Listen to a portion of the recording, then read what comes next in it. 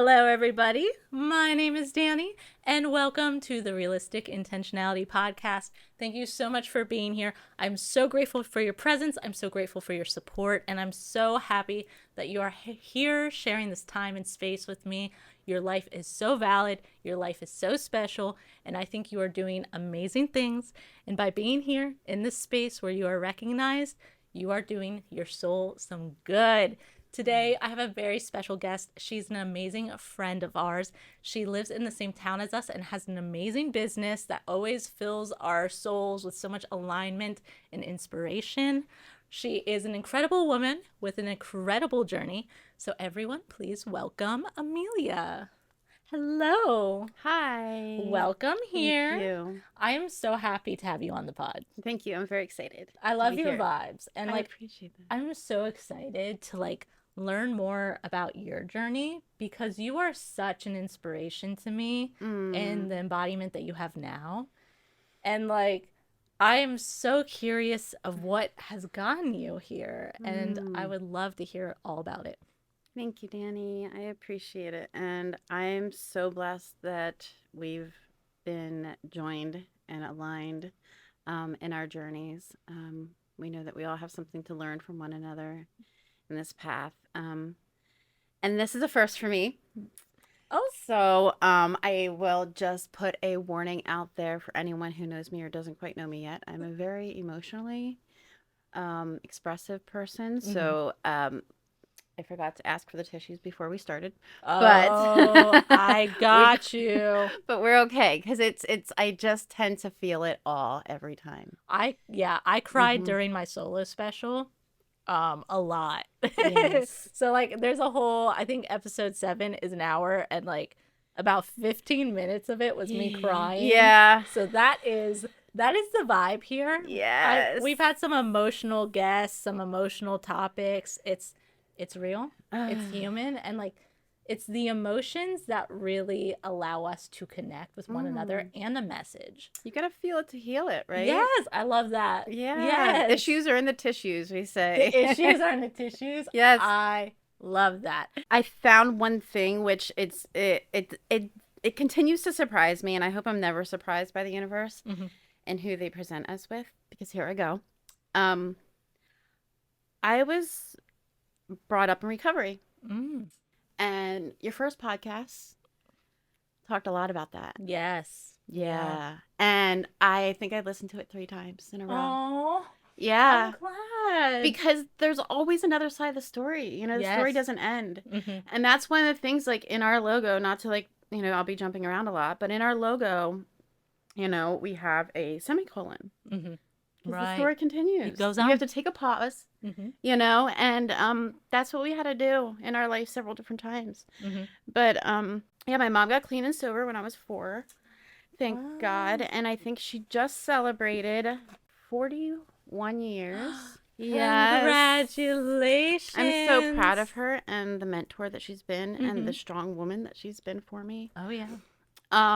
Yeah, she's my hero. Oh. She is. And it doesn't start off that way, right? Yeah. I mean, there's all the screaming and the... Yes. I was a tyrant, Think about Amelia, Bedelia. Anything I could touch, anything I could break, I would. I would touch it. And that's kind of where I kind of set the tone for my life. That I was being raised by a strong single woman. I was a troublemaker. So any attention I could get... was attention. It's good attention. Oh, yeah. But then throughout time, as my mom's getting clean and sober, I'm being left with what at the time you would think would be entrusted family members, and I'm experiencing sexual abuse. And I don't want to report it to my mom or tell anybody, because first you're kind of taught not to. Right. And here my mom is trying to leave a clean and sober life. Right. You felt like it would burden. Right. I don't want to keep her from getting healthy, taking better care of us. I don't want her to, sacrifice. And I can't even say that I remember what her drinking was like. I just know that it was ugly. Yeah. And so, I just continued to go on with it for many years until I think I was probably 15 or 16 years old before I came out and said something. Yeah. And when I decided to do that, I decided to do it in such a way that I didn't just give up what was my secret or his secret. I gave up a secret of my mom because I thought that my grandmother knew about her secret. Mm-hmm. And at that time, my grandmother didn't know that it happened to my mom. Right. So when I'm explaining this, thinking to my two matriarchs of my life, my two heroes, I was named after my grandmother, and she was battling breast cancer at the time. And I thought this would be a great time to tell them, Well, like that's how shit happens. the truth bubbles up at sometimes the most inopportune times. Right. But it's divine timing. It is. It really is. And I don't think my mom would have ever told my grandmother that happened to her. And as soon as I dropped the bomb, I walked out of the house and went on with my merry life as if, and they had a conversation to have. Right. So to look back, hindsight, I was like, these things that have happened, I am so grateful for the opportunities and the lessons. And although the pain was what it was, as my story continues to grow and morph, I decide that I'm going to casually drink and I'm going to casually have sex. Mm-hmm. And I didn't have an active father in my life for a very long time. Mm-hmm. And my mom had multiple boyfriends, and she seemed to really have it all together. Mm-hmm. And I kind of wanted to have what she had. And little did I know that she was searching for love in all the wrong places. Right. Mm-hmm. And as I continued to get older and continued to drink to make myself comfortable around men to be accepted, mm-hmm. I continued to be attracted to the same type of men that my mom was attracted to because I didn't know a difference. Yep. I got pregnant at 19. I went into the Marine Corps, left to be stationed in 29 Palms, California, furthest away from home without leaving the country that could possibly be it. Right. And I was so excited because I'm going to the beach. And if anybody knows anything about 29 Palms, California, there's no water. Oh. There's a lot of beach. So I called home and I said, Mom, I'm going to the beach. And she said, honey, there's no water where you're going. You're going to the desert. Oh. And the duty station you're stationed at was I believe, given up by the Army because it wasn't considered sustainable for life. Mm. And the Marine Corps said, we'll take it. Yeah. We'll take it. They can figure it out. And when you go into the military as a female, you're either going to be a bitch or a whore. Right. Yeah. And I would say I was probably a little bit of both. Mm-hmm. I got married to a man who was engaged to somebody else at the same time. Oh. Oh.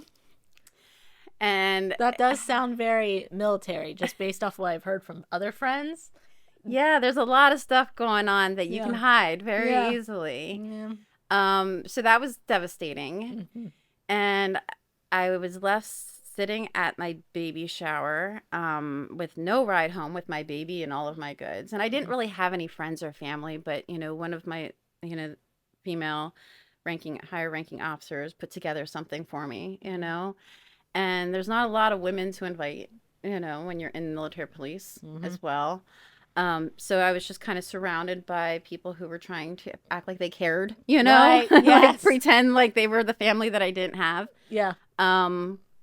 And I realized there was really something wrong with this picture. I had a very similar situation. I didn't even have a baby shower. Yeah.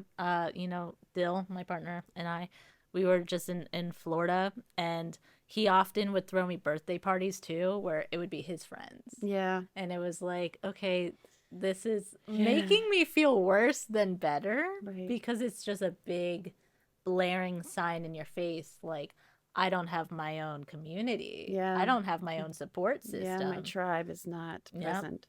Oh yeah, I've been there. And so at that point, I decided I needed to leave the situation. I ended up getting pregnant again from the same man, and I did not believe it was something that I could continue to handle on my own, and I made a decision to abort because I don't feel like I could have provided that child with the lifestyle that, and I knew that he would not be, and at that time I could not consider the possibility of adopting that child outside of the family. Right. And I truly believe in my right. Oh yeah, I had an abortion in high school, and I had this would be my second one. Yeah. Because of when I was in high school, I was, in the same situation, in a similar situation. Yeah. And at that point, my dad, my mom remarried, or she was with who I consider my father for a very long time. At that point, he was very special to me because he was the man that everyone never was. Yeah. You know, he was never threatening. He took me shopping for my dresses, you know, when I was in high school, and he made me feel beautiful without making me feel dirty or sexy at a young age, you know. Yeah. He was a big, strong man. So my father was very very much practicing Catholic, and he's just like, absolutely not, you cannot do this. It's, you know, it's irresponsible. And he was upset with my mom, and my mom got pregnant at 15 years old, and, you know, again at 17 years old. And she knew the kind of life that she didn't want for me. Right. And she knew that she, you know, really only signed up for this until I was like 18. You know, she told my brother and I both, once you graduate, you got to figure something else out. Right. She had a whole life that she needed to have. Right. You know? And she's like, I can't keep doing this. And if you are going to stay, you're going to pay rent, and you're going to pay utilities, and you're going to pay this, and you're going to pay that. And we thought the only way out was get in the military. You know? And no regrets, you know, but honestly, to this date right now, I'm not quite at that journey where I can recall memories of that experience either. Yeah. I could imagine that's it's a very survival mode, especially because you went into it for stability, for survival. You were freshly, 18? Right. So it's like you're still even processing how to think, how to be. Well, and I'm almost even like just running away from home. And at that point in your life, you don't realize that you're taking your own thoughts and feelings and decisions and choices with you. You're taking you with you wherever you go. So no matter how often you move, no matter how far you go, you're still stuck with you. Right. Yeah, because for the first part of your life, you think that all your circumstances are outside of you. Oh, yeah. When really, as you grow and you mature, you realize they're a projection of everything inside of you. Absolutely. And so it's like, you just changed towns, but baby, you still there. Welcome home. It's like, congrats, you didn't move. You just changed areas. Yep, your environment's different. Yay, you. Yeah. Oh, there's a palm tree next to your existential crisis. Good job. Yep. Sunshine and all. Yeah. So, you know, my father already wasn't speaking to me, you know, and I go ahead and I get pregnant, you know, a second time, and I have the child. I have this child with this man who was engaged to another woman who, I mean, all the signs were pointing to no. If I can see it in hindsight, very clear vision. But yeah, I was blue-eyed, bald-headed, you know. Yeah. Bigger. Yeah. For you know, if you were like chasing something, and it's like, well, how could you not? You know, how could that not seem like the way to go? I mean, if you think of the ideal male Marine, you know, ideally, who says no? Yeah. But I should have, right? No. And no regrets, you know, because where would I be? Where would my daughter be? Yeah. And I have a wonderful, beautiful 25-year-old daughter.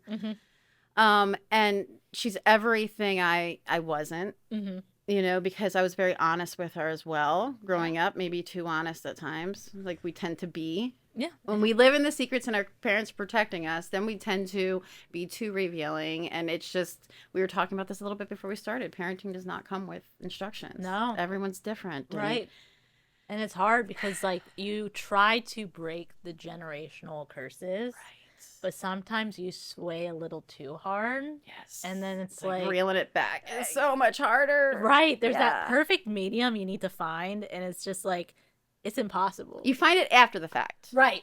That's why grandparenting is supposedly so wonderful, right? Yes, you find it in hindsight. Yes. The perfect medium, the perfect circumstances, the perfect way to be is only found in hindsight, because you need those experiences for the perspective. Learn.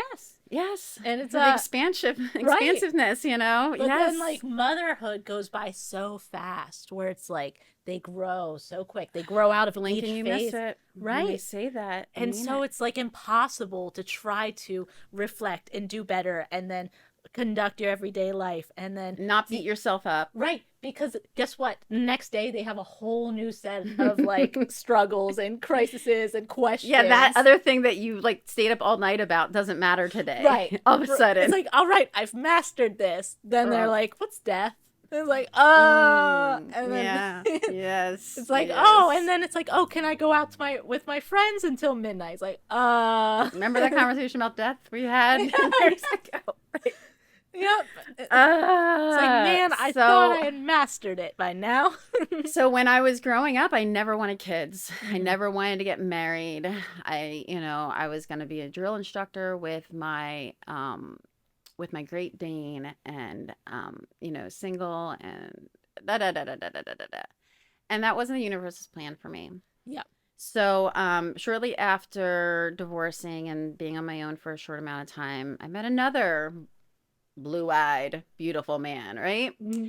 And he happened to be a married man, but that wasn't unheard of growing up. Yeah. Because for what I understood in my home life, it was common in my house. Yep. And honestly, there's like, I feel like growing up, when you have such a turbulent childhood, you assume marriages don't work out, and like marriages They're not forever. Like nothing. They're disposable, right? Like, I mean, my father had an affair when I was growing up, so like I always viewed marriage as like, what is it but just like a piece of paper, because it's up to the people. So yeah, it's like growing up when you're not, and that's where it's like people vilify, the other woman a lot. Oh, right. And it's just like, there's something there. Like, and there's something there on both sides. And there's also needs to be more accountability. Oh, yeah. Well, and that's where, well, I will just tell you, most recently I found that my magic wand is virtue.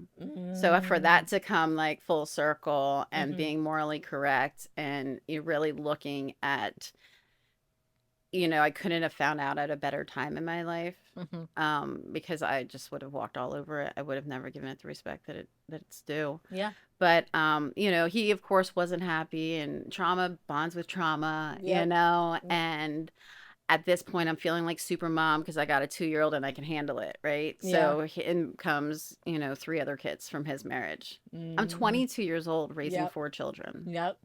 And the oldest, I think, at the time was probably 8. Mm-hmm. And there I am raising these children, and I have babies' mamas to answer to that I am half the age of, on top of that. So, I just started playing the trophy wife and just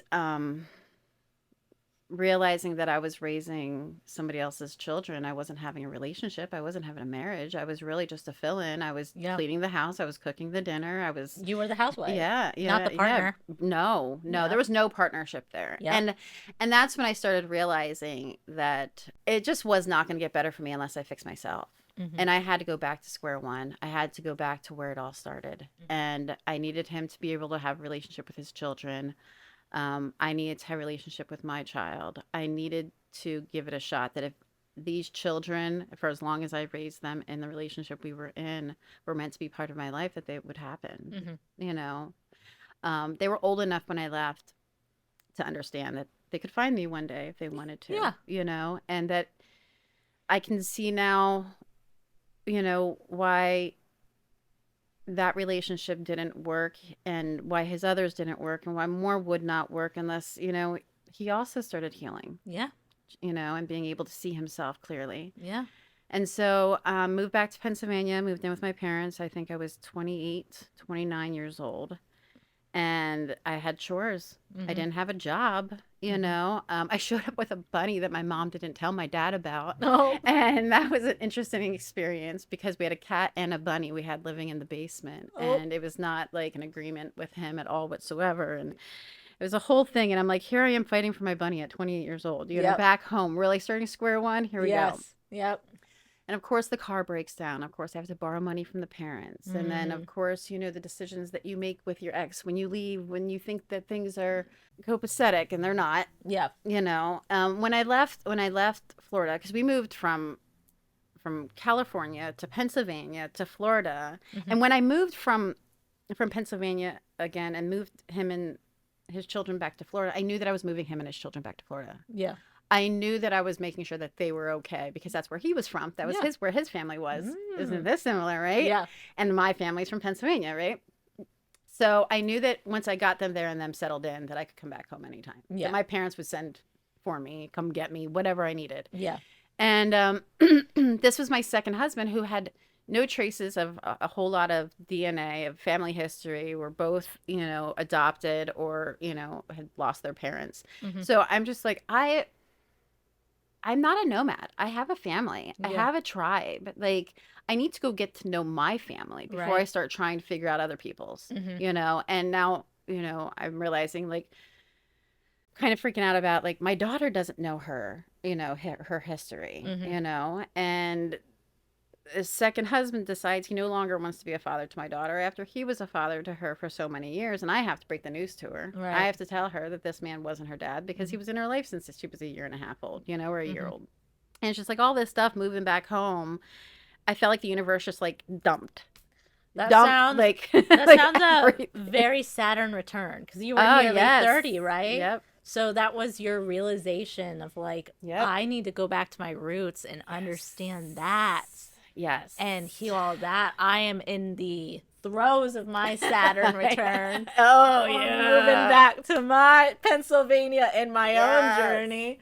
So I can recognize that very real. I'm sure it brought up so many traumas from just like the past and how it embodies in your current moment. I can only imagine. So yeah, it was just like I lived with my parents for like 8 months before I could get, which I thought was pretty impressive. I was working 2 jobs because my mom showed me how, and they were helping out with the kid, but I felt like, I wasn't spending any time with my daughter then, And then of course, she's always had a toy room. So when we move into our apartment together, she only has her bedroom. So of course, what do? We give up the big bedroom so she can have the toy space, and needs all this. And had a couple jobs. I said I was working at the same time, and I happened to meet a man at this job. And I was thinking, oh, here I go again, right? Here I go again. Here I go again. And I took some time, and I was really having conversations with my dad about this because I was just done, man. I was just done, because when you go through the heartbreak, every time you think, like, this is the last time I'm going to have to do this. And it hurts so bad to leave everything and everyone behind. And not to know what's your favorite color, what's your favorite food. Like, because you're just going along and making sure that everyone else is taken care of. Yep. And that everyone else is happy. And it just felt like a tornado, It just felt like so I started thinking, going back to my ex-husband. I started thinking the only thing I really, really know I'm good at is to be a mom and a wife. Yep. So I said, Mom, I'm going to go back. And she said, honey, you're going to give it 2 hours, and then you're going to give it 2 days, and then you're going to give it 2 weeks. Yeah. And you're going to give it 2 months. And if you still feel the way at the end, she's like, I will pack your shit for you. And that is honestly some solid advice. Yes. So the rule of 2s. Yes. I like that. Good one, Mom. Yes. So she said, you're going to come in here and you're just going to sit still for 2 minutes. And I said to my daughter, I said, what do you think? What are you thinking? And she says, Mommy, you can go, but I'm going to stay. She's 7, 8 years old at this time. And like, she's smart. Yeah. She misses her brothers and sisters. She misses who she knows to be her dad, but she also knows that things were not good, and she feels safe here. And that's in our root creation. Yeah. You know what I mean? Yeah. So in her root years, I moved her across the country twice in both directions. You know what I mean? I've had 2 daddies in her life, you know? And now here we are at 7, 8 years old, and I'm bringing this new man into her life. And if I knew then what I knew now, just about like the things that we put in, the situations we put our children in, and what's happening to their energy body, and, and just kind of like how much they really are sponges, and like whether or not they talk about it, their body holds on to it, right?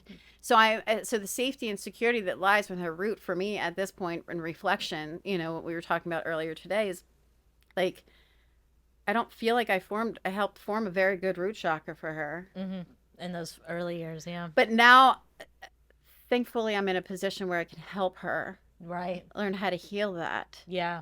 How to cleanse it, how to feed it, how to charge it. Yeah. So, and she's in a space where she can appreciate that as well. Yeah. So I meet a new man, and it turns out that we knew each other when we were like 10 and 14. Oh. We knew all the same people. We grew up on the same block. I always loved the chase. Mm-hmm. Yeah. Yeah. Like, I might understand that a little bit. So, of course, like, it turns out that we're both very much alike. So there's that pull and, that give and pull, that give and pull, that give and pull. But it was like 6 times we broke up and got back together. And we're like, are we done playing this game? Yeah. I mean, we're like moving in and moving out of each other's houses. Do you know Yeah. what I mean? Like, these are like boxes and like carloads. It's Right. not just like a bag. Physical labor as well. Like, Right. Like, this is like really like constructed. Like, yeah, you got really good like calf muscles at that point. You could lift a box. I mean, by the time we've packed and moved out, we're already friends again. Yeah. Do you know what I mean? Yeah. Because it's just been like, oh, this is crazy. This is ridiculous. And it was just a whole lot of just, he was very much of, I will say, a playboy. Mm-hmm. And I called myself a very bad word earlier, but I was very traumatized. I was very much looking for healing, in the only ways that I knew Yeah. at the time, Oh, yeah. And so we were both very active in our sexual lives. Yeah. And we were very honest about that and very honest about everything. And for the first time, I met somebody who could see me for who I was, could see through me, and even like everything, you know what I Yeah. mean? Like the gross stuff. Right. But know that at the end of the day that I was worth it. Yeah. And he told me a lot of things about myself that I didn't want to hear, but I needed to hear. Mm-hmm. Mm-hmm. I needed to hear how people saw me. Yeah. And I think if anybody else would have said it, it would have not been received as well as it was Right. by his delivery. Yeah. And he's got a very, very, very strong throat chakra. That's Mhm. one of his like gifts. And it's wild because we don't realize the one thing that we are normally very embarrassed about or scared or fear is like one of our greatest gifts, right? Yeah. And he hates public speaking. Mm-hmm. But when he opens his mouth, everyone listens. Yep. Yep. That's always the case. So I appreciated that because he didn't do it to hurt my feelings. Yeah. He didn't do it to hurt me in any way. He just wanted to let me know what he saw and what other people saw. But what he knew deep down inside I wasn't doing. He could see through all of my pain. Right. But he has that hero. He's like where he's a manifesting generator. Mm. And he has to have an answer. And he has to fix it. And he has to like... I'm a manifesting generator also. So. Yes. So you know how you're always just... And you have to keep going. Mm-hmm. So lo and behold, the day came where he popped the question, and I still thought we had some shit to work out. Oof. Oh. And instead of knowing that we could see ourselves on the other side of it, I crushed him. Yeah. See, I've been there, and I said yes, but then immediately fought when that was mine. That's and rough. then you're like, I'm sorry. Can you ask me again? Like, Oh. what I meant was, and you couldn't help it. The truth of this, it came out. It had to. Yeah. I mean, we're still here today, so something worked out. Yeah. Sometimes the truth isn't meant to feel easy and be the most like awesome timing. It's and it crushed him, but it showed him where you were at, which clearly there was some sort of misunderstanding. There was definitely we were not aligned. Yes. At any point, if there's a proposal happening and there's even a question of what the answer might be, like there's something not being talked about or not being figured out. Well, and I think like we always know, like we know it's coming. Like we know it's coming, right? Yeah. And like I'm gonna tell you, when we met and I said, if I ever do this again, I want all of these things. Mm-hmm. And I created this like ridiculous, unrealistic list of things that would have to be done. Yeah. And when we were dating for a couple years and he presented me with a promise ring, And when he presented me with the promise ring, he gave me this whole story about how he went to apply for credit and he was denied. And, unfortunately, this is what he wanted to do, but it didn't work out the way he planned. And he said, but I made this video for you. And it was a slideshow. And it was back in the day when they were like the thing everybody was sending, creating. Yeah. They really meant something then. It wasn't just a button on the iPhone that generates it automatically. No, you had to sit down and put some serious time into it. Like timing the song with the right slide and the whole like transition piece. The transitions, yes. It was work, people. Yes. We were smart back then. Slideshows, the mixtapes, like the burnt CDs. It took time, effort. Yes. Now it's all just like, here's a playlist. I know. It's already been done. So, and when that was going through, it was putting everything in check. He was checking every single box, and this I promise you from NSYNC, to go back to the day. And, it's just like, the romanticism in it. And then like at the end of that song, and I'm crying and I'm bawling. I'm just like, oh, so romantic. The nicest thing anybody's ever done. And I was like, I don't care if I'm not getting the ring. He's getting lucky, right? Yeah. It's like, you got it. Yep, you win. And he comes out with the ring. And it's a promise ring. And it's beautiful. And he said, I really didn't get applied for credit. I haven't lied. But it just worked out.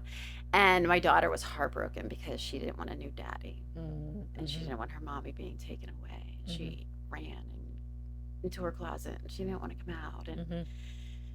And shortly later, they became best buds. Yeah. It's that change. It's that fear. And then he proposed to me for real. And she's just like, where do I fit into this? Because I don't really have a dad, but he's the closest thing to it. And we got married. And of course, she was by my side. And we picked her up after, the wedding. She was at my mom's. And she said to my husband, is she? He said, yeah, honey. Yeah, Punky. She was his Punky Brewster. Do you think someday you would want to adopt me? He said, honey, I would love nothing more than to adopt you. By that time, he already started the paperwork and wanted to present it to her and give her that option. And at that point, I mean, we were far into it. She was 14 years old. And what man in his right mind adopts a 14-year-old teenage girl? Right. Right. Yeah. Like, you're biting off more than you can chew, buddy. Like, it's just begun. Yeah, you got some big expectations, because this time I wasn't looking for a dad for her. I was looking for a husband for me. A partner. A partner. I was looking for a friend, a trust confidant. I was looking for someone to literally be able to accept me with all my faults. And he saw me, and he still asked me, and I still freaking said no. Like, what the hell? You know what I mean? Like, it's like that thing where you're like, universe, please bring me the perfect man. And like, by no means is he perfect, but at the same time, perfect version for me. Yeah. And then I'm just like, I don't think that's what I want. It was just that just uneasiness in me, that unsettledness within me. Like, I almost didn't even trust myself or know what I really wanted or what I was asking for. And over the years, it's been rocky, I mean, we're not fighters, but we're, when we don't argue, we get along really, really, really well. We're very, very blessed. But there's just been times that life has hit us, Yeah. And we continue to fight through it, and we continue to find gratitude in it. And I say some of the best times of my life were my most poorest moments. Yeah. Those simple times, where you got to make the best out of what you have and who you have. And there were several times we weren't quite sure we were going to make it, and COVID happened. Yeah. When we were drinking, like when we met, he was in recovery. And I was drinking, and he, of course, like when you're fresh in recovery, you can be with somebody, you think you can be with somebody who's drinking. Right, because it feels strong. You feel right, stable in that. You think so, right? Yeah. And then your curiosity gets the best of you. And his dad was, in the program a couple times for different things, but he can drink a beer every once in a while at Christmas time when he's cutting the grass, whatever it is. And he said, I'd really like to be able to drink a beer when I'm cutting the grass or watching the football game or whatever. And so we started drinking, and we didn't stop for years. Yeah. And he knew all of the things that go along with, while you're getting sober, your addictions lifting weights, Yeah. you know? And before you knew it, we were putting, a case away every day. And we were not in a financial position to be doing this. Yeah. But somehow we found the means to make sure we had our case of beer. Right. And we're just like, what the hell? And we already started our healing journey at this time, right? Right. And I'm just like, who am I? Right. Who am I to sit here and be talking or giving advice to anyone if I'm going to let a controlled substance such as this toxin, continue to poison me time and time again, eat away at my brain? It's the blind spot. It's like truly like when you feel like you are doing so well with your own healing and your own self-awareness, there's a blind spot. That cockiness, If you think you're doing so great, babe, there's something you're not addressing. Oh, I love when people say I'm done healing. Yeah. I'm like, oh God, I've reached enlightenment. Let me steer clear of like anything coming in your direction right now. It's like, there's a shit show happening, bro. The storm's brewing. Yeah, let me get out of the way here. It's coming. Yeah. So, like throughout all this, like at one point in time, we decided like we needed to go to marriage counseling. And when we decided to do this, my husband's perspective was that the marriage counseling is the beginning to the end.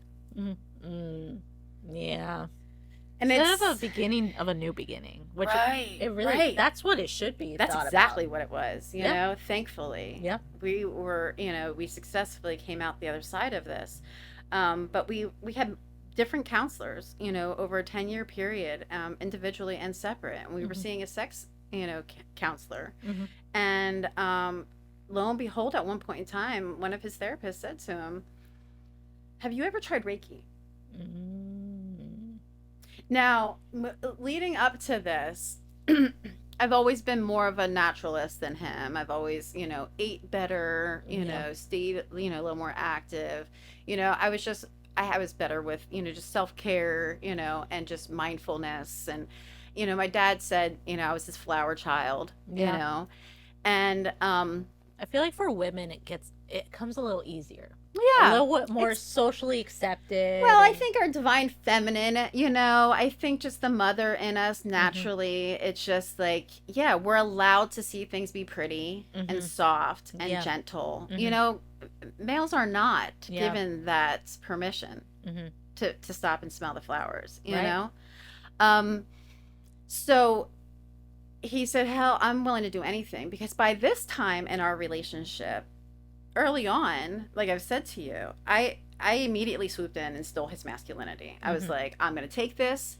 Thank you very much, because I'm strong and I'm a woman and I don't need you. I just merely allow you to exist in my world. Right. And I think about those words I said to him and how much pain that caused, and I think about the way that I just continue to treat him like one of my soldiers, and he stayed loyal and committed to me, unbeknownst to the things that people around me are saying, and encouraging. And he's like, I just don't know how much longer I can take it. And no matter what he wanted to talk about, what time of day, what day of the week, what tone, what lighting, it could not have been wrong, couldn't have been more wrong. Like, it was just, I was so reactionary, and he could see the pain deep down inside, and I couldn't see the pain that I was causing. I couldn't see how prickly I was. I was a cactus. Yeah. I'm like, come and hug me. Why don't you show me any affection? I can't. Right. It's like, bitch, you're spiky. Yeah. You're pointy. Yeah. Yes. I always get cut every time I attempt. I walk away bleeding. Yeah. And I couldn't see it. I couldn't see it until it started like really coming at me from a place that I knew that this was going to make me lose this relationship. And for a little part of it was like realizing for the first time I was the problem. Like, I'm repeating this cycle. I'm not getting any different results from it. Right. And it's especially hard when you have to acknowledge that you've stolen the masculine role, because that in itself, masculinity, does not relinquish power. So when the realization is like, I need to relinquish this masculine power I have, it's like everything you've been conditioned to exist in is resisting. Well, and it's not even just like deep within this lifetime. This is where I'm starting to recognize that this is like generations deep. Yeah. This is where I'm starting to open, like seeing myself, seeing my mother, seeing my grandmother, seeing my great grandmother, seeing my aunts, my my female cousins. Like I'm seeing this for the first time as actually a choice. And I'm like, oh, what else do I have to prove? Right. Like, I'm a female Marine. I've grown a human in my body. Like, Yeah. like, you know, like I'm no longer a victim. I don't have to be the victim. I don't have to keep fighting these people who are trying to embrace me and love me and accept me. And, you know, like I don't have to keep doing this. And now I don't have instructions on how to do anything else. I don't have an example of how to be soft, how to be gentle, other than the story that continues to go through my brain. And my mom continues to remind me, because it's so monumental, that my mom is such a loving person. She cannot love hard enough, if you know what I mean. Like she will love you to death. Oh. Do you know what I mean? Like but that's because she didn't experience love. Yeah. Yeah, she had to cultivate it. Right. Right. She was hugged by her mom twice in her entire life. And she can recall those exact moments. Once when she was being dropped off at the unwed wives' home, or, you know, right. When she was 15. When she was pregnant. Yeah. And maybe another time for Christmas or something. Yeah. And, you know, I remember when my grandmother was passing, you know, my grandmother was, you know, my grandmother and I had a very close relationship. My mother and my grandmother did not. Right. And on my grandmother's deathbed, my mother said, Mom, tell me, say it. And I'm going, Mom, stop it. And she's like, tell me, Mom, say it. And she's like, you know I do, Nikki. And she's like, do what, Mom? You know I do what? And I'm like, Mom, please stop. And she's like, no, she needs to say it. And all she wanted her to say was she loved her. Like, I could not imagine that. Like, if there's anything that people will not remember about my mom, and she's a very memorable person. For so many years, she's a very colorful person. They will remember her for her love. Yeah. You know? And, like, I remember my grandmother and how much she loved me. But my grandmother used to tell my mom, if you keep hugging them, they're going to expect that from you all the time. Yeah. You know? So this is what I'm coming from. You know? So this is my setup. Right. Like, this is the example that I thought was normal. Right. Like, these are like, ah. And so my husband goes and sees a shaman. And the second he walks in the door, I realized something was very different about him. And he says, everybody should do this. Everybody. Insurance needs to cover this. Yep. This is the best experience I've ever had in my life. And he's like, babe, you have to try it. I'm like, I'm game. Yeah. You know? Sold. Yeah. Okay, let's do this. And he said, which is some sort of study, that one session with a shaman is equal to 10 sessions with a therapist. I could see that. Cut to the chase. Yep. Yep. You know, Straight. We have Munakai rights that a lot of therapists, no therapist will have. You know, we have these spiritual rights that we're given to be able to connect, that we're entrusted with. Yeah. And it's very non-traditional. You know, it's not the let's go back into your childhood and let's talk about every single detail and every single piece of trauma, that we can just read it. Right. Both started seeing a shaman regularly and learning more, and we started doing the homework, started doing the work outside of, and then not once did I ever do homework after leaving a therapist. Yeah. Not once, you know? I mean, honestly, and like they would say, well, you know, the work's always done outside, but nothing gave me that drive, Right. except for this feeling of feeling like cleansed, like I'm given this opportunity to create whatever I want. What? Yes. What? Wait, I can go back and heal that shit now? Yeah. Right? Like, oh my God. I don't Let's, have to live with this. yes. Wait, okay. So all I have to do, okay, let's do this. And then we're like, oh, wait, it's not that easy. No. Yeah, like that sounds great. It's so easy. Just meditate on it. It's both easy and the hardest thing you'll ever So do. this is the way I like to word it. It Yeah. sounds simple, Yeah. but it's not easy. Right. You know what I mean? Like, just drink water. Mm-hmm. You know, I've met more people that don't drink water. Like, that is like the most like needed things in your entire life for survival. Yeah. Yeah. Like, your body doesn't need soda, yeah. doesn't need iced tea, doesn't need lemonade, doesn't need liquor. It needs water. Right. And it's starting to like starve, like it's pulling, when you don't drink water, it's pulling it from your brain and your organs and your bones and your muscles. And you want to know why you're inflamed. You want to know why you're irritable. You want to know why your digestive tract's not working properly. Yeah. Like, Yep. Want to know why you're picking those fights? Want to know why you're annoyed at everything? So Drink it's like, water. so you say, yeah, just drink water, just meditate, just journal, and it's work. Yeah. It's work. It's work. And you're going to see things about yourself that you're not so proud of. Yeah. So along this journey, at one point, after a few years of seeing our shaman, I was invited to participate in training. Mm. And I was given this opportunity 6 weeks after class started. So I knew that I was going to have to do some work. And at the same time, our business that we had previously was being shut down by the federal government. And our whole world, we thought, was falling in on us. You know, we went from making a very healthy wage to next to not being able to survive. Yeah. On our, you know, definitely not the lifestyle that we were used to. And it wasn't our fault. Right. Like, we couldn't have done anything differently to make it turn out, you know, any better of a situation for ourselves. Yeah. So we were just like scraping by and just doing, and just continuing to move, just to not, you know, go into this, you know, emotional breakdown.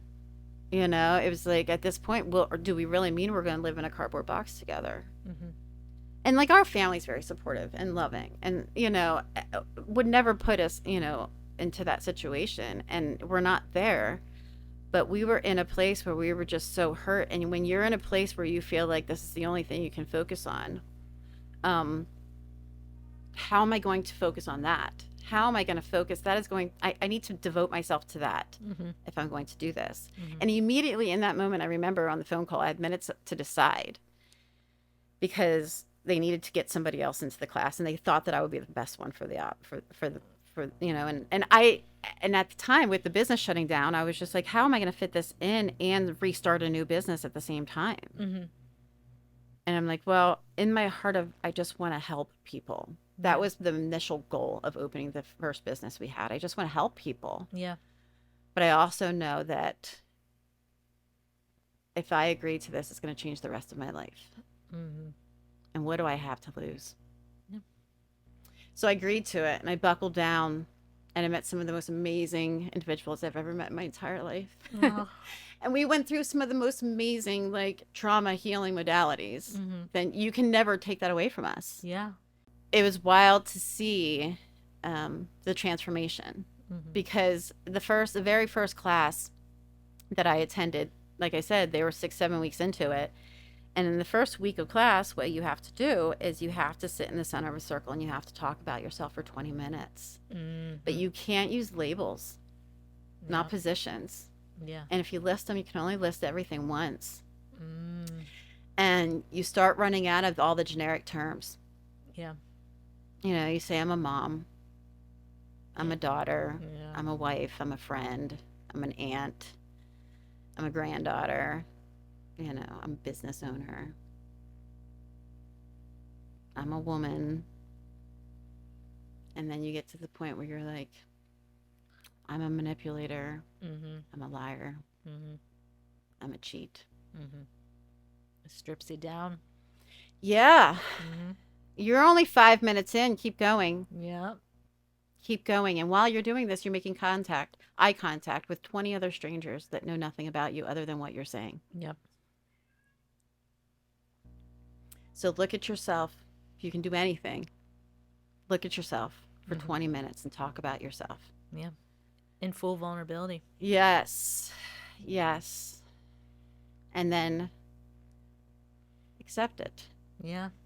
Accept it, all of it. And then what are you going to do about it? You know, you're going to sit in it. You're going to sit in your shit now. Yeah. You know, because you can sit in that and you can feel bad about yourself, Mm-hmm.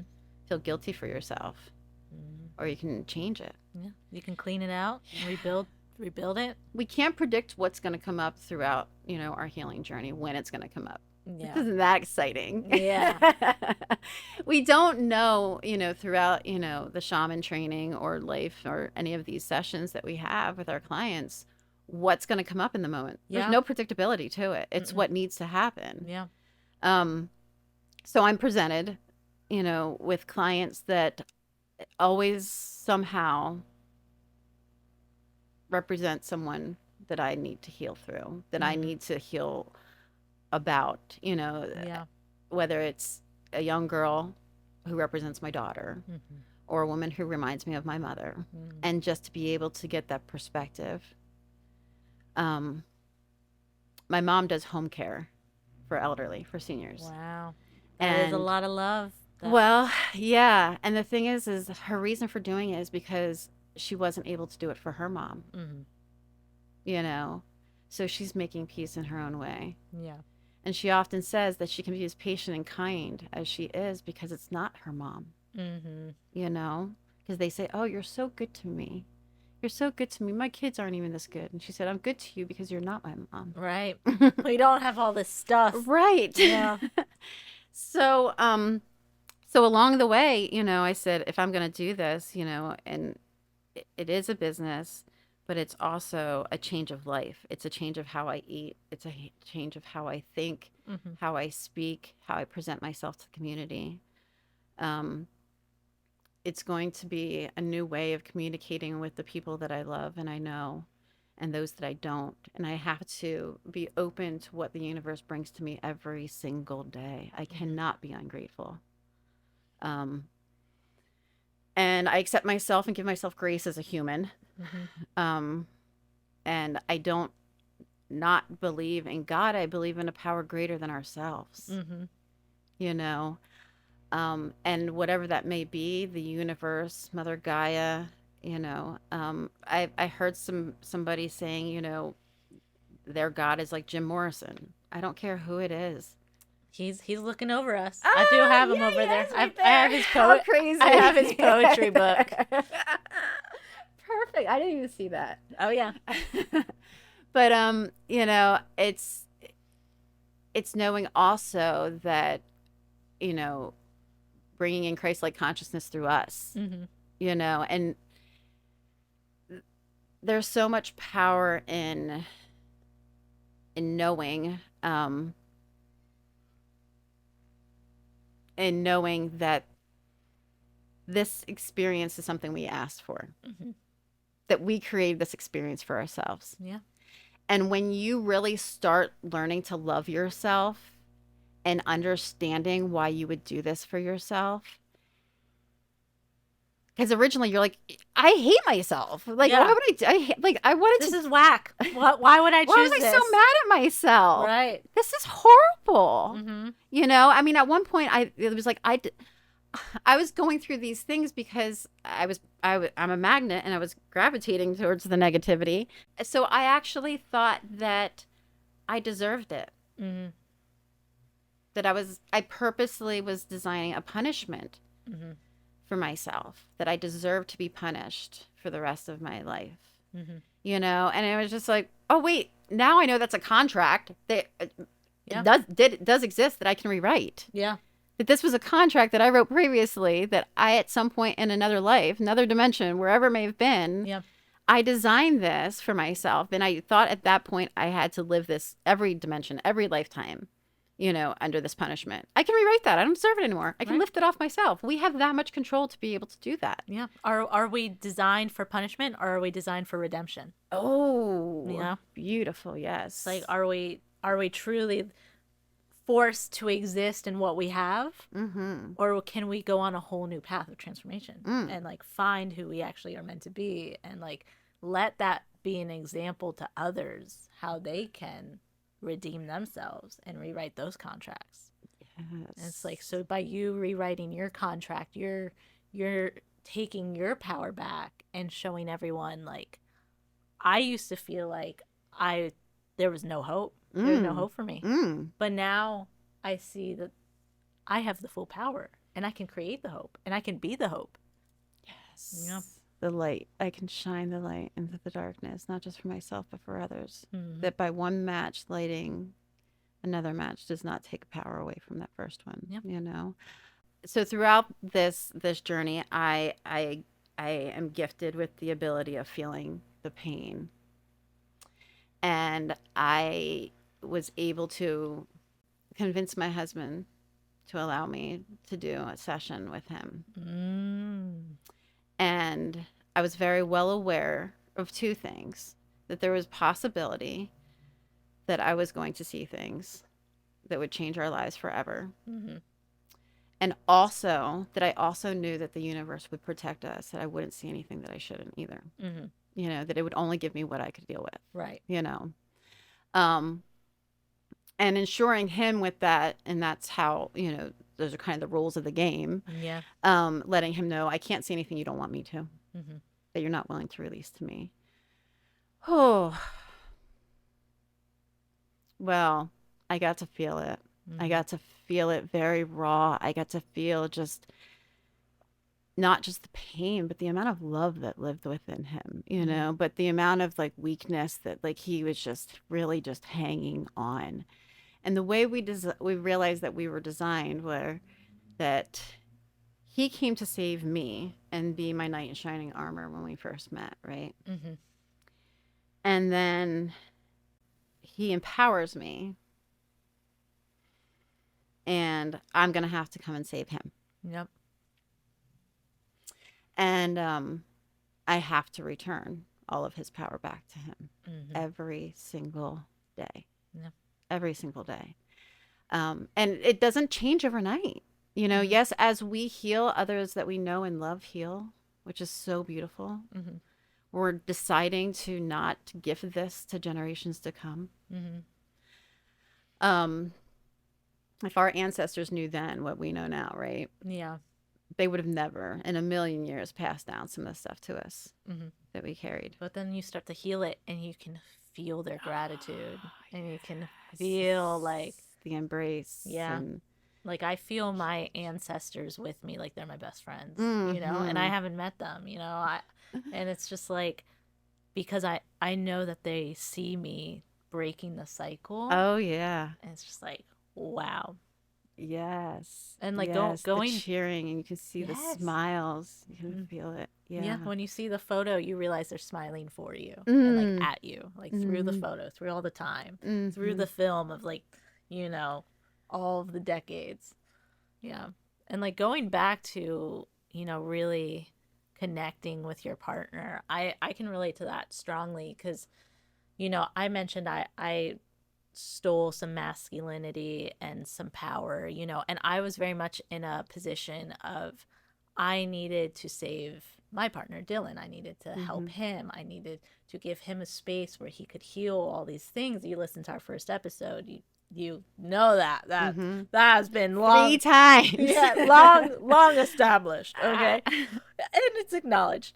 But I do recognize like it made me feel so like hardened and like it made me feel very masculine.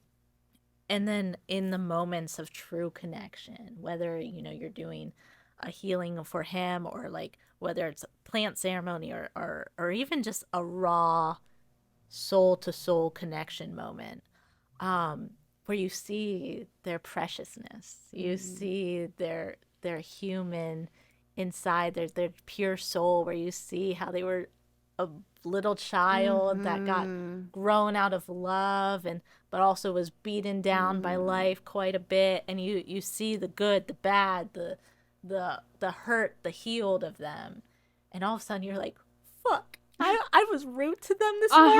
Like I told them they were stupid last week. Are you shitting me? Like, how could I do that to this little person? Like this little love.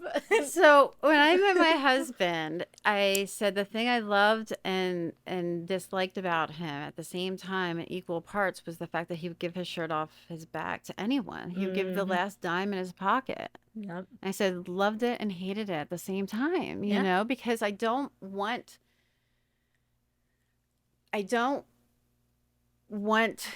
him to be, it was because first off, when we do that, we can't continue to help others. You know what I mean? We have to maintain self. Right. We have to self-maintain. Yeah. And self-sacrificing isn't helping anyone, not even yourself. You know, you think you're doing the right thing. But he also, you know, explained to me and helped me understand that he watched his mom and his dad and their relationship, and his dad was very much a womanizer. You know, and he was using drugs. He made really good money, and you know, they never necessarily went without. Maybe they didn't have the things that their friends had, but they never went without. And so he watched his mom get her heart broken, and he ran around on her a lot. And he just saw what it did to his mom. And then his mom had another boyfriend who wasn't so kind, and he watched her get abused, and he just never wanted to make a woman cry because it reminded him of his mom. So whatever brought joy, whatever to avoid the tears, the conflict, you know, he was self-sacrificing, and I allowed him to continue to lay down in the mud, and I would walk across his back, and I would just keep walking. Yeah. Like, I don't know yet what I did so right. Like, we are so dynamic, and I don't take anything away from myself because I know I'm an amazing human being. I know I am an amazing creature. By all means. I know that I am powerful, and I just don't know that everyone has it to stick in it for the, you know what I mean? Like, and this is really what he wanted out of a marriage, to stick in it. It's what his grandparents had, you know, to stick with it. And we both did. We both are. And we get up early to talk to each other in the morning because we have to work different shifts, kind of, sort of. And we'll stay up late, and we work together. We worked together for 10 years straight, spent 24 hours a day, other than the drive to work and the drive home. And we never got sick and tired of each other. But I mean, obviously, I'm not saying we have any perfect marriage. I just got done saying that we had a mess, you know what I mean, previously. But once we got to a certain spot, like, in our journey, we just started during COVID. That's where we ended previously. Like, COVID, we just had to put it all out on the table. You know, and he started, you know, telling me how I was, and telling me how difficult and impossible I was to be around, and how, you know, he just couldn't do anything right anymore. And I was seeing myself through the healing journey, and I was seeing the things that I said to him and did to him. And there were a lot of relationships that didn't last. People had to spend time together for the first time and have conversations for the first time. And that's probably what's kept us going strong, is the communication. The honesty. First off, I'm an absolute horrible liar. Same. I wear it all over. You know what I mean? Like, I am a horrible liar. And second, he is an awesome lie detector. Now, on the flip side, he's a fantastic liar. And I am not so good at detecting because I am trust all. Right. You know? Right. Well, when it's hard to lie yourself, you know, then you assume that it's that hard for everyone else. When it's not. And now, at the end of the day, you know, now I know when somebody's like totally BSing me. Right. And I'm like, it's so not worth it. I know what the hell I know what the truth is. It's so not worth it. Just stop trying to lie to me. You know, and I'm like, why? And then I realized that there's some kind of shame, that there's some kind of guilt, that there's some kind of embarrassment behind whatever it is, you know? So now you're not seeing it as making them a bad person. Right. Now you're seeing it for what it really is, and like the pain that Right. causing them to do this. Yeah, like I'm perceptive, and I also have like a really weird, like selective, very vivid memory. And Yeah. so if people lie about things and I happen to like remember exactly the opposition, the truth, I always just like take as a moment as like, okay, they need something from this lie. Like these, like if it's someone lying about checking out a girl, they need that safety. You know, it's like if someone's lying about something they did, they need to feel cool. Like people are lying because Value they to are seeking a need for something that they feel that they can't get from you by being being honest. authentic. Yeah. And it's like, you know, some people are going to lie and lie and lie, and they're not going to heal that part of themselves. And that's not your responsibility. But, you know, when you care about someone and when you love them and you recognize they're seeking that, that's when you're like, okay, I can tell they're seeking this type of trust. So I'm going to amp it up. I'm going to show them, like, I think you're really cool. I think it's okay to check out that girl's ass. Like, it is okay to do these things. And I'm just saying this. Whether you, you know, realize you can kind of just tell me the truth now or not, whatever. Right. But I'm amping up my love because I can tell your lies are a place of seeking. And it's like, I can only know that, though, from my perceptiveness and from the open-mindedness. Yes, accepting people for who they are.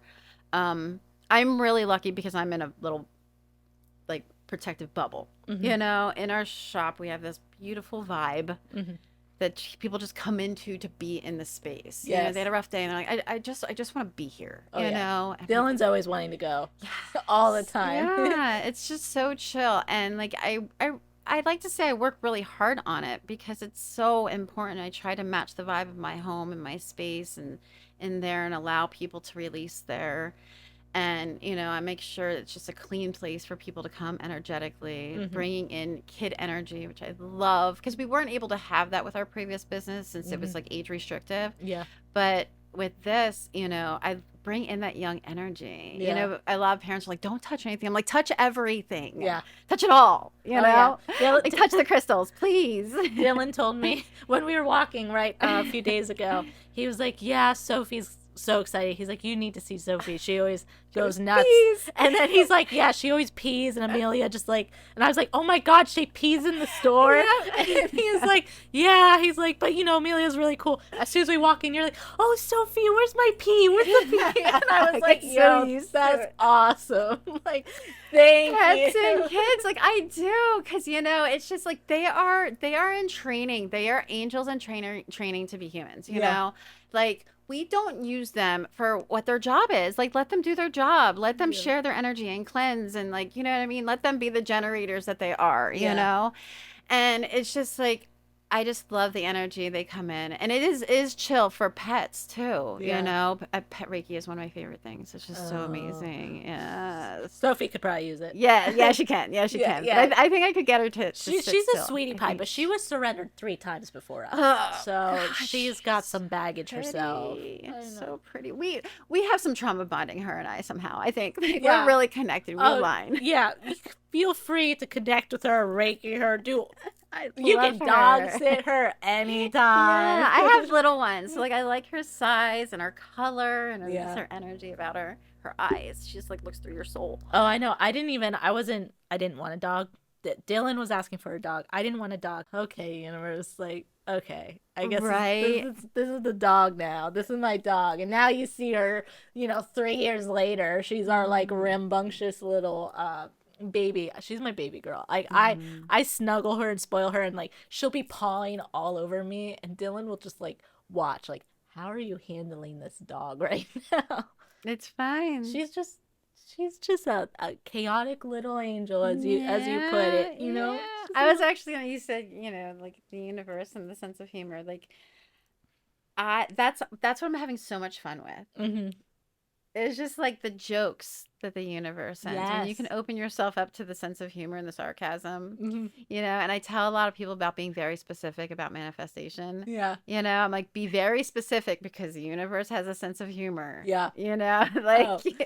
Yes. Dylan and I are always saying where it's like the play in the universe is so funny where it's like, we can tell we're like a cosmic like sitcom for Mm. like some higher beings, and it's like so funny, the little like toying around the coincidences, and Mm-hmm. it's just like it's playful, it's Mm-hmm. silly. And when you Mm-hmm. can adopt that sense of humor, when you can recognize the goodness in yourself, the goodness in the world, in the universe, and that everything is ultimately okay. Ride the flow. Yeah, Like, just be part of the then you flow. can like Don't have fight it. fun with Don't swim it. upriver. Just go with it. Right. Because it is fun once you do release, once you are just submissive to it, and you can realize that you're creating it at the Yes. same time. Yes. Then you realize how past self is hilarious. You know what Yes. I mean? Yeah. Oh yeah. Like, my daughter introduced something to me years ago, and this is like, from the mouth of babes always. She said, "You know what I started doing lately is I started considering future self, and like I started realizing past self was really lazy because she didn't want to clean up after herself, and now it screwed over future self, kind of deal. Uh-huh. And I don't want to piss off future self, so I better do this now. So I'm proud of Oh, past that's so self, like, funny. Yep. And I was like, I love this for you, Yes. like I love this I for do you something so much. so similar. I'll be like, Dylan will see me do something, or like someone sees me do something, and they're like, "Why are you doing that?" I'm like, "Listen, future self is Mm. gonna love this. Mm. Like, trust me, I'm gonna be happy I did this." And it that is like a way where you can stay in the Yes. present, because you do Mm-hmm. want, like, you Mm-hmm. don't want to just disregard your future, but you Mm-mm. want to stay in the present. And so by being in the Yes. present but acknowledging like present me is doing this for future self, it's a great way to kind of like do that. Motivate. Yes. Yeah, And do self-motivate. that And prep without yes. being coming out of a fear It's side. self-care Yeah. too, self-respect. You know Mm-hmm. what I mean? It's just like, for me, that's what I've really learned out of it, is just really respecting myself. I'm worth it. Mm-hmm. I've gotten up for a long time, and I make my husband breakfast in the morning. I make him lunch, and I make sure he has his ice packs and his water and his this and that. And then for months, I'm going to work and I don't have anything to eat for lunch. Mm-hmm. I didn't forgot my water bottle. Yeah. Yeah. And like, I work by myself, so I would have to close down the shop, Yeah. to go pick something up or have somebody deliver something, or, and I'm just like, I'm worth it. Yeah. I need to make myself breakfast and lunch. Yes. Who am I kidding? You know what Yeah. I mean? Like, and like, I'm so grateful, and like, that I do this. And it's not that he wouldn't, but this is my thing. Like, he always says, like, "Babe, I don't need all that stuff. Don't worry about it. It's okay." And I'm like, this is my way of showing you my love. Yeah. This is Yeah. my way of making sure that you're taken care of for the day, that I Yeah. know that I don't have to worry about you. He's like, "Okay, if it makes you feel better." Mm-hmm. He's like, and I do appreciate it. But unfortunately, on the days that he doesn't work and I don't do those things, the dogs are still expecting their eggs in the morning. So I always tend to Mm-hmm. make extra. This date and time, at this point, I graduated my shaman class almost a year ago. Mm-hmm. So I've been practicing for about a year and a half. I recently started MTVSS training and barge training, which is Ooh. amazing because it's just like levels up the Mm. whole Reiki and energy cleansing, like, in Yeah. person. Loving that. It's like a soft touch. Yes. Loving that. My clients are loving it. It's Yeah. like a whole nother level of just like deep trance, relaxation, Mm-hmm. heaviness. Um, but really good feedback. A lot of regular clients. I love just sharing space, sacred space and time.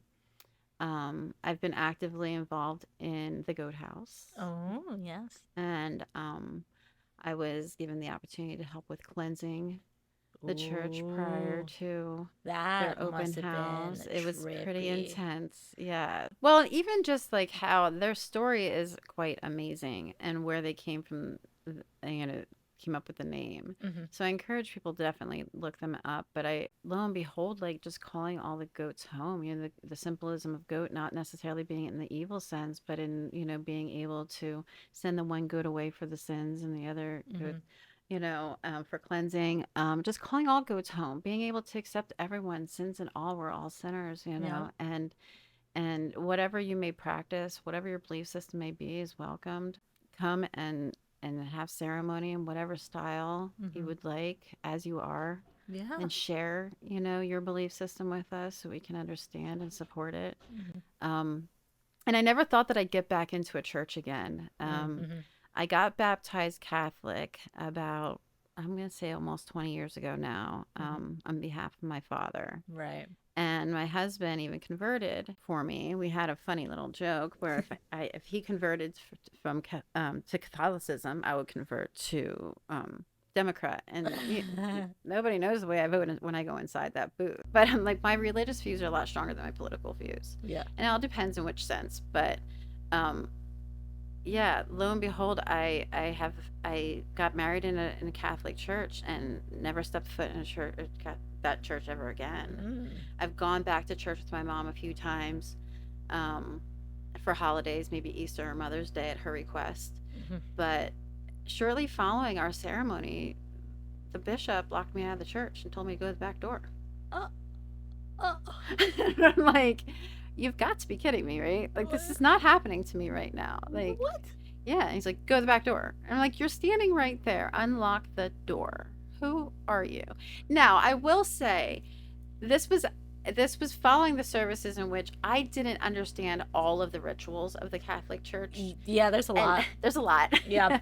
And I moved some things that should not have been moved. Oh. So he's not really the bad guy I'm making him out to be in this story, other than the fact that he probably had full reason to send my butt to the back door. Oh my God. So lo and behold, I do take responsibility for my ignorance, of course, at the time. Right. Like, there is a lot. But I'm human. Right. I'm a human. Treat me like a human. Yes. Like, come on now. And to follow that up, when my father was sick, I reached out to the bishop and asked him, for his prayers and for his blessings. And he, for whatever reason, whatever bad taste I might have left in his mouth, told me to let my father know that if he needs to talk to me, he knows how to get a hold of him, for me not to reach back out to him for any reason. It was just very, very strange. And my father was passing, actively passing.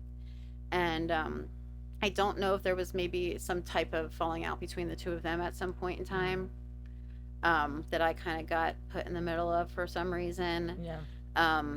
But that was a tough time too, and losing one of your parents, and so grateful that we got the extra year, that we did with him, because he went through chemotherapy, and it gave us extra time to get to know each other and to kind of say some things that maybe we wouldn't have said. With that knowingness, Yeah, and people have often said, would you rather them go quickly, or would you rather knowing that they're going? And I don't know what easier or which is better of the two. I think you have, I mean, everyone goes the way they're ultimately meant to.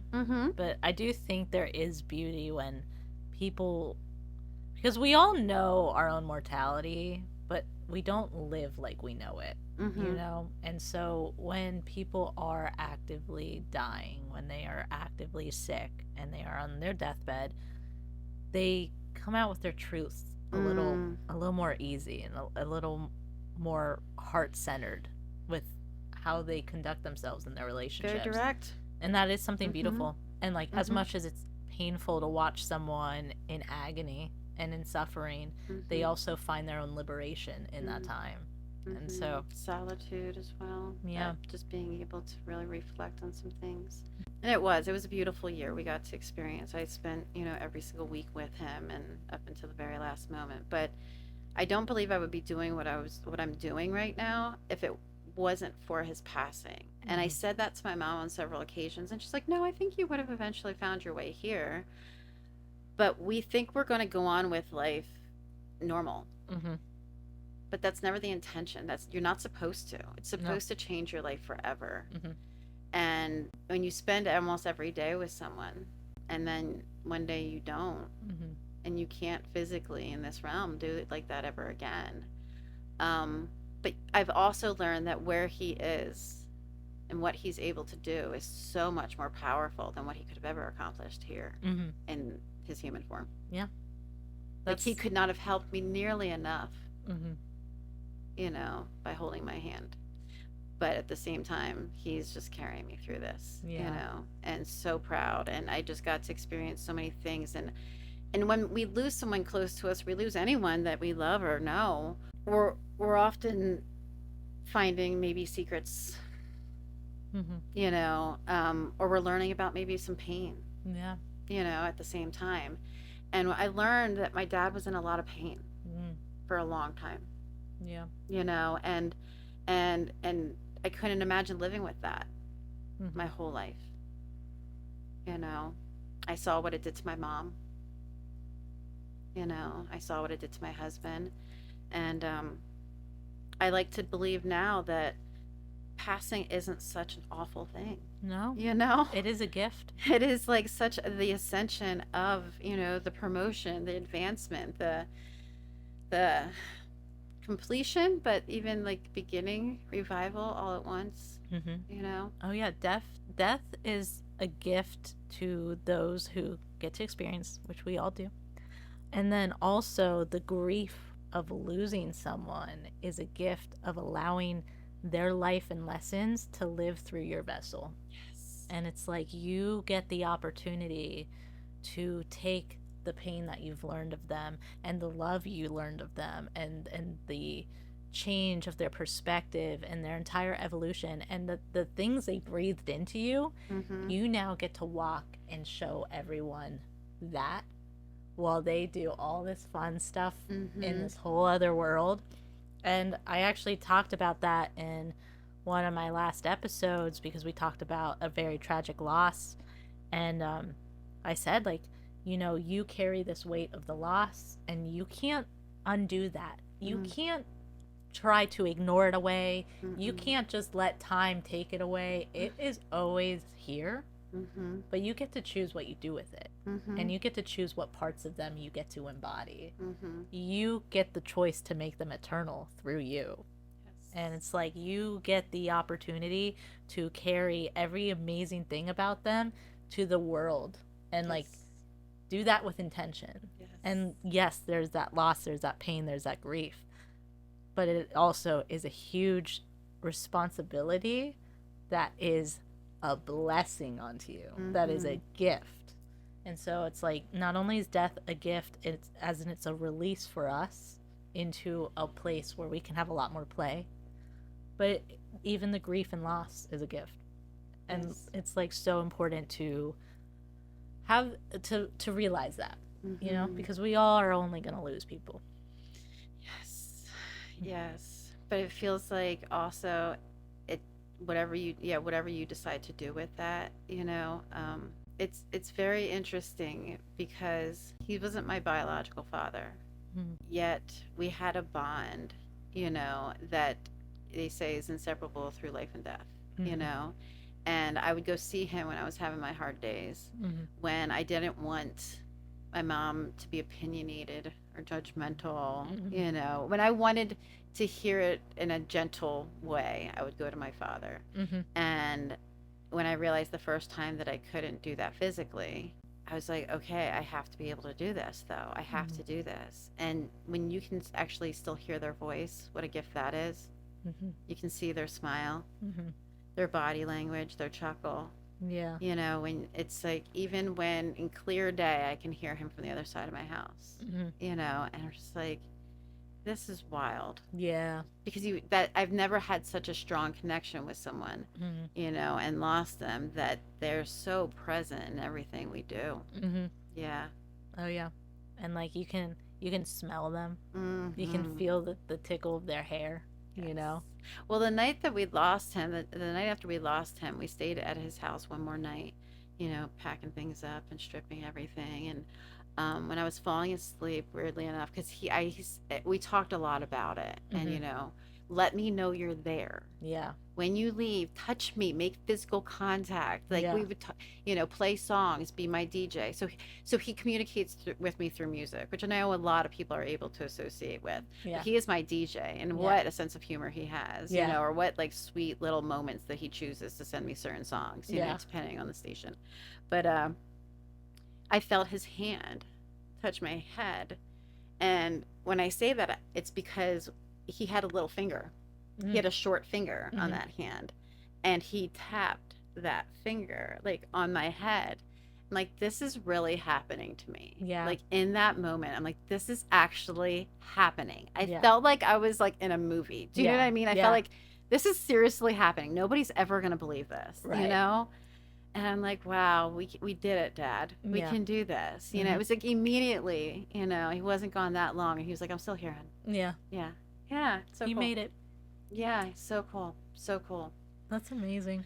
But along the way, you know, it's worth it. Yeah. Everything. Nothing lasts forever, which is like the thing that if you remember anything at the end of the day, no matter how good or how bad, being present, taking in the lesson, the opportunity, you know, being part and active in the show, the experience, and know that it's going to come to an end. Yeah. No matter how good or bad it is. So take it all in. Yep. Take it all in because we only got a little bit of time left. And it's all for us. Yeah. We created this stuff. Yeah. Yeah. Like, we created this. And we toyed with it. Honestly, I feel like I've toyed with this for many times. I feel like, you know, and it's just like, embrace it, enjoy it, soak it in, make the best of it. Truly, as you said. Well, thank you so much, Amelia. Oh, well, thank you so much, Dani. Your story truly touched my heart. I feel like we're soul sisters. I feel like we've been through similar things, and we are familiar. Now we're aligned. We've made it to each other in this little town. We've made it happen. Yes. So thank you so much for coming on the podcast. You are so strong. I am so excited to see you on this journey. We are both healing our feminine, so we need to have fun with that sometime. We'll have to like do a Women's Day together. I love it. But grow that hair, no cut in it, not even in your dreams. No, I told her I had a dream where I cut my hair, and I was so mad at myself because I'm trying to grow it out. There's power in it. I know. We're doing it. We got long hair. We're going. I love you. I love you. Thank you so much. And thank you guys so much. I know that you definitely have gained so much from this, and I'm so grateful you're here. I'm so grateful you've listened to this. You are amazing. You are deserving of the life that you want, and you can get whatever you need, whatever you want. Grant yourself the permission and let everything align to let it happen for you, because you exist for a reason and you deserve the life that you exist for. So thank you so much for watching, and thank you so much for being here. Bye.